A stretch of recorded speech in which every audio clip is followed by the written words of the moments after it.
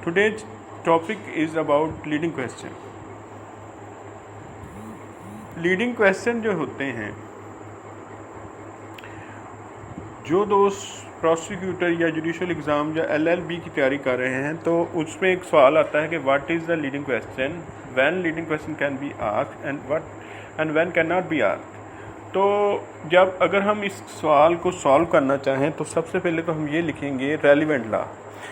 Indian viewer जो है वो इसमें इंडियन एविडेंस एक्ट 1872 का सेक्शन 141, 143 और 142 वो 143 जो है इसके मतलब कोट करेंगे। जबकि पाकिस्तान में कानून शहादत 1984 ऑर्डिनेंस जो है ऑर्डर है उसका आर्टिकल 136, 137, 138 और क्रॉस रेफरेंस के तौर पर 150 और 151 सब आर्टिकल 151 जो है कानून शहादत हम इसमें लिख सकते हैं, डिस्कस कर सकते हैं।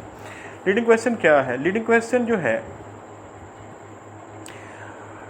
इसको उसको कहते हैं कि जब कोई पार्टी अपने ही विटनेस को जब उसको अदालत में पेश करे तो इस तरीके से सवाल पूछे कि गवाह जो है वो सवाल के अंदाज से ही ये पूछ जाए कि वो उसने क्या जवाब देना है।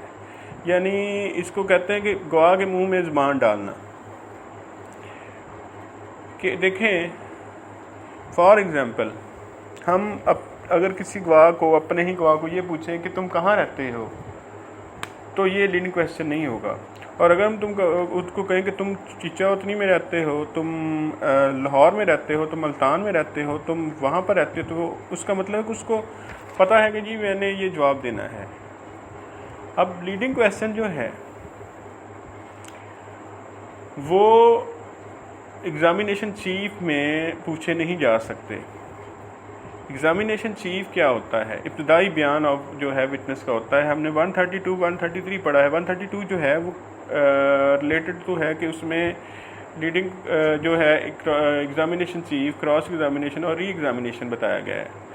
तो लीडिंग क्वेश्चन जो है वो एग्ज़ामिनेशन चीफ या री एग्ज़ामिनेशन में नहीं पूछे जा सकते। इस तरह से अपने ही गवाहों से जो है वो लीडिंग क्वेश्चन नहीं कर सकता।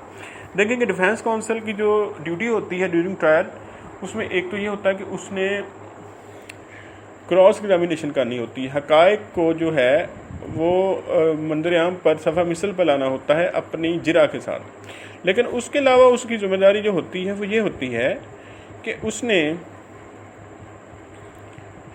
जो है वो देखना होता है कि प्रोसिक्यूशन कहीं अपने गवाहों से कोई ऐसा सवाल तो नहीं कर रहा जो कि लीगली वो नहीं कर सकता। यानी एग्ज़ामिनेशन चीफ में अगर वो लीडिंग क्वेश्चन करता है तो वो अपना ऑब्जेक्शन उस पर पुट कर सकता है। लीडिंग क्वेश्चन जो है वो 136 में उसकी डेफिनेशन है। हम डेफिनेशन पढ़ लेते हैं।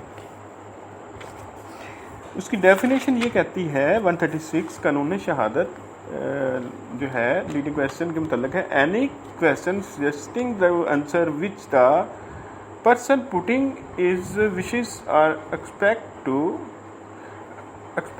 to receive is called a leading question। यानी लीडिंग क्वेश्चन में सजेस्ट होता है answer which the person putting, जो कि वो शख्स जो कि लीडिंग क्वेश्चन कर रहा हो, इट विशेस उसकी ख्वाहिश होती है या वो उसको तवक्का होती है कि वो इसका ये जवाब रिसीव करेगा। अब उसके बाद आ गया है 137। लीडिंग क्वेश्चन कब पूछे जा सकते हैं? Leading question must not if objected to by the adverse party be called in an examination in chief. हमने जैसे अभी पढ़ा था कि leading question must not, leading question नहीं पूछे जा सकते if objected by the adverse party, अगर मुखालिफ फरीक उस पर एतराज़ करे। हमने आर्टिकल 143 जो था वो पढ़ा था कि जो है कि court to decide when question shall be asked and when not. देखें कि उसमें हमने ये पढ़ा था ना कि कोर्ट जो है ना उसने डिसाइड करना होता है कि कोई क्वेश्चन पूछा जा सकता है कि नहीं पूछा जा सकता। डिफेंस काउंसिल का सिर्फ ये काम होता है कि उसने अगर कोई देखे ना कि लीडिंग क्वेश्चन है तो उस पर अपनी जो है ऑब्जेक्शन कर सकता है। वो यानी 143 का सहारा ले सकता है कि जनाब मुझे तो मेरी तो ड्यूटी है कि मैंने इस पर जो है ऑब्जेक्शन करना है। ये लीगली सवाल नहीं है, तो जज जो है फिर वो डिसाइड करेगा। आगे है or in re examination except with the permission of the court है कि उसमें वो कहता है कि सिर्फ मासवाए अदालत गवाही जो उसकी इजाज़त दे। अदालत के पास एम्पल पावर है 143, 144 और दीगर एलिमेंट जो है आर्टिकल्स के तहत कि वो किसी भी शख्स को लीडिंग क्वेश्चन की करने की इजाज़त दे या ना दे।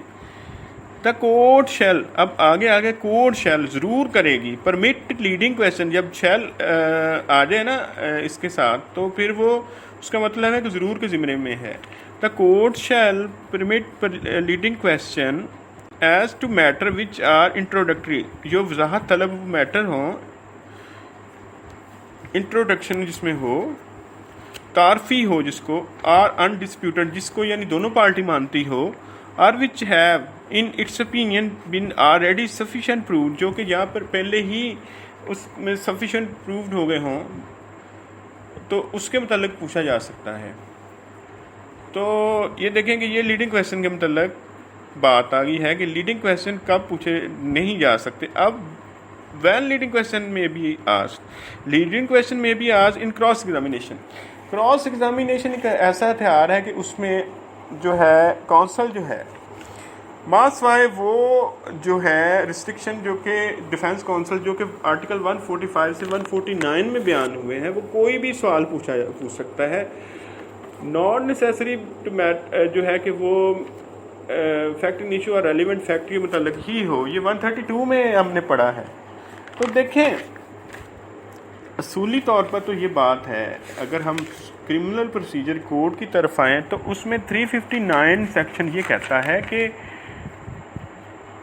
जो शहादत होगी है ना, वो एक बयानिया तर्ज की होगी, नरेटेड फॉर्म में होगी, कि ये नहीं होगा कि गवाह को जी आप पूछ कर, जो आपका गवाह है तो आप पूछ कर। ये तो हमारी प्रोसीडिंग है, एक जो समझे प्रैक्टिस है, वो नरेटेड है कि वो जब अदालत में आएगा ना तो जज कहेगा जी हाँ जी बयान कर दें आपकी क्या स्टोरी है।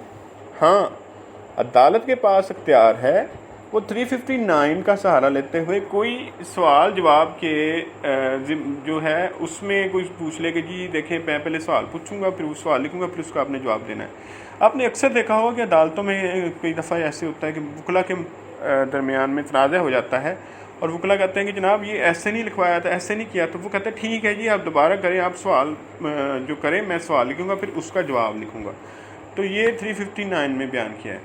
तो मतलब ये है कि जो है लीडिंग क्वेश्चन जो है वो परमिट नहीं हो सकते क्रॉस एग्जामिनेशन और री एग्जामिनेशन या एग्जामिनेशन चीफ में। अब री एग्जामिनेशन भी हमने 133 में पढ़ा था, 133 132 में पढ़ा था। री एग्जामिनेशन है कि कोई ऐसी वजाहत तलब बात जो है जो कि क्रॉस एग्जामिनेशन में आ जाए, जो कि एग्जामिनेशन चीफ में बयान ना हुई हो, तो उसको वजाहत करने के लिए with the permission of the court re examination हो सकता है। तो वो कहते हैं कि री एग्जामिनेशन में भी लीडिंग क्वेश्चन नहीं हो सकते। तो देखें आप डिफेंस काउंसिल हैं, मैं एक बात करता हूँ, मेरे बड़े एक अच्छे जो दोस्त हैं, बड़े स्पेशलिस्ट हैं ट्रायल में, वो कहते हैं कि जब तक आपको कानून शहादत नहीं आएगी, आपको कानून शहादत के आर्टिकल्स नहीं आएंगे, एविडेंस एक्ट नहीं आएगा, आप एक अच्छे ट्रायल के वकील नहीं बन सकते। यही बात देख लें कि अगर आप जो है डिफेंस काउंसिल हो, आपको ये ना पता हो कि लीडिंग क्वेश्चन क्या होते हैं, कब पूछे जा सकते हैं, तो उसका फ़ायदा जो है वो अपोजिट काउंसिल जो है वो उठा सकता है। तो इसलिए कानून शहादत जो है वो सबसे अहम किताब है मेरे हिसाब से, जो एक वकील को आनी चाहिए। तो थैंक यू वेरी मच आज का लेक्चर, और मैं एक दफ़ा फिर इस वीडियो के ज़रिए आप सबका और जो है न्यू सब्सक्राइबर का और जो दोस्तों ने मेरी ऑडियोज़ को सुना है, देखिए मैं वीडियोज़ इसलिए नहीं बना रहा कि एक वीडियोज़ को बनाने के लिए 2 से 3 घंटे दरकार होते हैं और इनफ टाइम जो है उसमें चाहिए। तो ये जो ऑडियो है आप काइंडली इसको सुने, ज़्यादा से ज़्यादा टाइम दें, इसको सुने। इसका मुझे और आपको नेक्स्ट ये फ़ायदा होगा कि जब हमारे सब्सक्राइबर और हमारा वाचिंग टाइम जो है वो पूरा हो जाएगा, तो फिर यूट्यूब मुझे परमिट करेगी कि मैं आपको ऑनलाइन जो है आपके साथ ला डिस्कस कर सकूं और आपसे कुछ सीख सकूं। Thank you very much.